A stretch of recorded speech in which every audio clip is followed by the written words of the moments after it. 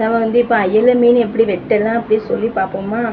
First வந்து கத்திரி இல்லைன்னா கத்தியை வச்சு இதாக இருக்குல்ல இந்த சைடு, அப்புறம் முள் எந்த பக்கம்லாம் கட் பண்ணுவோமோ அதெல்லாம் ஃபஸ்ட்டு கட் பண்ணி நீட்டாக எடுத்துட்டோன்னா அதுக்கு பிந்தி நம்ம வந்து மீன் வெட்டும்போது கையில் சில பேருக்கு முள் குத்துணும்ல, அந்த மாதிரிலாம் குத்தாது. ஈஸியாக வந்து நம்ம வந்து மீன் வெட்டிடலாம்.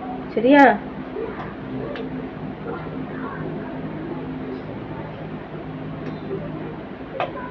இந்த மாதிரி இருக்கிற முள் எல்லாத்தையுமே வெட்டிட்டு வாலும் வேணும்னா சில பேர் வந்து அழகுக்கு வச்சுக்குவாங்க, சில பேர் உண்மைக்குமே வால் வந்து கட் பண்ண மாட்டாங்க.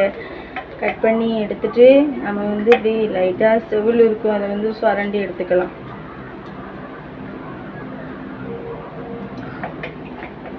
சரியா?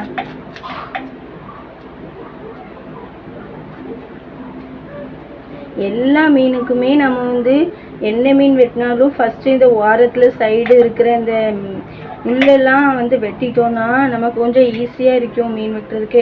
அப்புறம் இந்த நெட்டி இருக்குல்ல, இந்த இருக்குல்ல இப்படி ஓப்பன் பண்ணுவோம்ல, இதை வந்து நம்ம வந்து அப்படி பிடிச்சி இப்படி இழுத்துட்டு இந்த பக்கமும் சேர்த்து இழுத்துட்டோன்னா வந்துடுமா. அதோட இந்த உள்ளே இருக்குல்ல இதையும் சேர்த்து இப்படி எடுத்து இப்படி இழுத்தோன்னா உள்ள வயிறுக்குள்ள இருக்க குடல் எல்லாமே நீட்டாக வெளியே வந்துடும். அப்புறம் நம்ம கையை வந்துட்டு க்ளீன் பண்ணிக்கலாம். வெட்டிட்டு சில பேர் க்ளீன் பண்ணுவாங்க, சில பேர் வந்து இப்படியே க்ளீன் பண்ணிடுவாங்க. நான் வந்து வெட்டிட்டு க்ளீன் பண்ண மாட்டேன், ஏன்னா வெட்டும்போது வந்து அந்த குடல் எல்லாத்தையும் சேர்த்தே வெட்டிடும் பார்த்துக்கோங்க. அது கொஞ்சம் ஒரு மாதிரி இருக்கும். அதனால வந்து இப்படி எடுத்துட்டு தான் மீனை வெட்டுவேன். மீன் வந்து பெருசாக இருந்துச்சுன்னா 1 2 3 இப்படி வெட்டிக்கலாம். இது கொஞ்சம் சின்ன மீன் தான், அதனால 2ஆக வெட்டினாலுமே இப்படி கணக்காக வந்துடும். சரிங்களா? அவ்வளோதான், இதான் மீன். சரியா?